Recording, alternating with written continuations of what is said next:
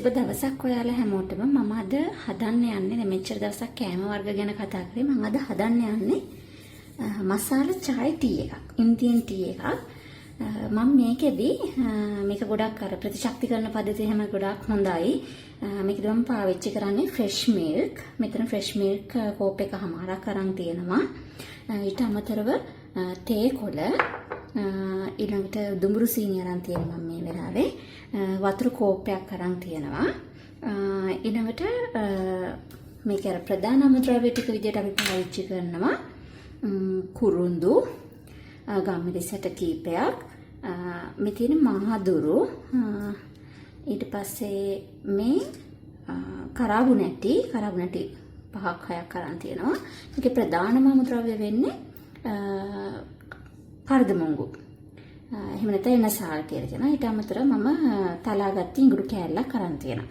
මම දෙන්නෙක්ට වගේ හරියන විදියට තමයි මසාලා චායි ටී එක හදන්නේ. මම ඉස්සෙල්ලම තාච්චියක් ලිපේ තියාගෙන මට ගින්දරේ තාච්චි චුට්ටක් රත් වෙන්න දීලා මද ගින්දරේ අර අපි ගන්න ඉඟුරු ඇරෙන්න අනෙක් අමුද්‍රව්‍ය ටික චුට්ටක් බැද ගන්න තමයි හදන්නේ. මේකෙදි මම මුලින්ම කර්දමුංගු ටික ඊළඟට කුරුඳු ටික එකතු කරගන්නවා. ඒ ටිකත් එක්කම කරාබු නැටි ටිකත් එකතු කරගන්නවා. සහ ගම්මිරිස් ටිකක් දාගන්නවා. මම පොඩ්ඩක් මහදුරු ටික එකතු කරන්නේ චුට්ටක් මේ ටික බැදුනට පස්සේ. මේ විදිහට පොඩ්ඩක් මේ ටික කබලේ බැද ගන්නවා.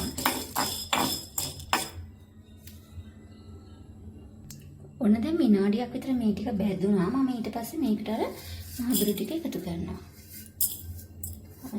මේ ගොඩාක් ප්‍රශ්නික නෙමෙයි මම මේක මේ බැදගන්නේ. අපලේ බැදගන්නේ පොඩි රස්නික. මොකද නැත්තම් මේ වගේ තියෙන රසයන් වෙනස් වෙනවා, තේරුමක් නැති වෙනවා. මේ විදිහට කබලේ බැදගත්තට පස්සේ මම මේ ටික ග්‍රයින්ඩර් ජාරයකට දාගෙන හොඳට බ්ලෙන්ඩ් කරගන්න තමයි හදන්නේ. මේ තියෙන දැන් අපි බ්ලෙන්ඩ් කරගත්තු මික්ස්චර් එක මම දැන් චායි ටී එක හදාගන්න තමයි හදන්නේ. ඔන්න මම දැන් වාචනයක් ලිපේ කරලා ගින්දර ලිප ඔන් කරලා මම මේකට දාගන්නවා වතුර මුලින්ම අපි ගත්තපු වතුර කෝප්ප එක. හරිද? අපි විදිහට දැන් වතුර එක චුට්ටක් නටනකම් ඉන්න ඕනේ. වතුර ටික මේ විදිහට නටාගෙන ඉඳි මම මේකට තේ කොළ තේ හැඳි 2ක් වගේ එකතු කරගන්නවා.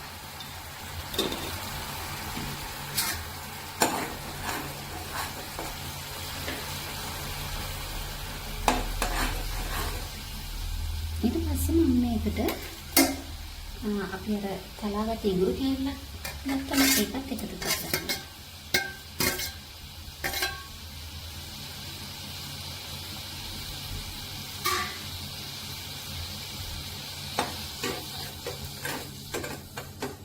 ටික චුට්ටක් අඩු කරගෙන තියෙන්නේ. ඔය විදිහට චුට්ටක් මේ දෙක තැම්බෙන්න දෙනවා. මේ විදිහට විනාඩි 2-3ක් මේක තැම්බෙද්දී මම මේකට සීනි එකතු කරනවා. මම අද දුඹුරු සීනි තමයි පාවිච්චි කරන්නේ. මම දුඹුරු සීනි තේ හැඳි තියෙන තේ හැඳෙන් 3ක් එකතු කරගන්නවා. ඔයාලා සීනි වැඩිපුර බොන කට්ටිය නම් සීනි චුට්ටක් වැඩියෙන් පාවිච්චි කරාට කමන්නේ. මම මෙච්චරම සීනි පාවිච්චි කරන්නේ නැති නිසා මේ කෝප දෙකට මම එකතු කරන්නේ තේ හැඳි වලින් නම් 3යි. මේ විදිහට ටික වෙලාවක් හොඳට මේ ටික නටද්දී මම මේකට කිරි කෝප්ප එකමාර එකතු කරගන්නවා.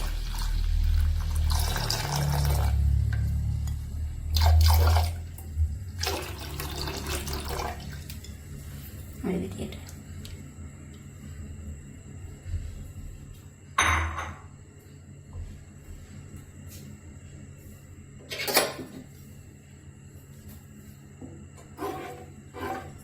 චුට්ටක් මේක රත් වෙන්න දීලා ඊළඟට මම අර හදාගත්ත මිශ්‍රණයෙන් චායි ටී මිශ්‍රණයෙන් තේ හැඳි භාගයක් වගේ තමයි එකතු කරන්නේ අද.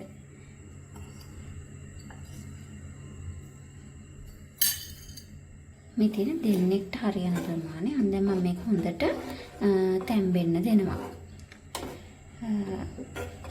හොඳට අපි දැන් එකතු කරපු මිශ්‍රණය හොඳට තැම්බෙන්න ඕන. මේක ඇත්තටම මේකේ තියෙන ඔක්කොම කුළු බඩු ಜಾති. ඇත්තටම මේවා ගොඩාක් ගුණදායක දේවල්.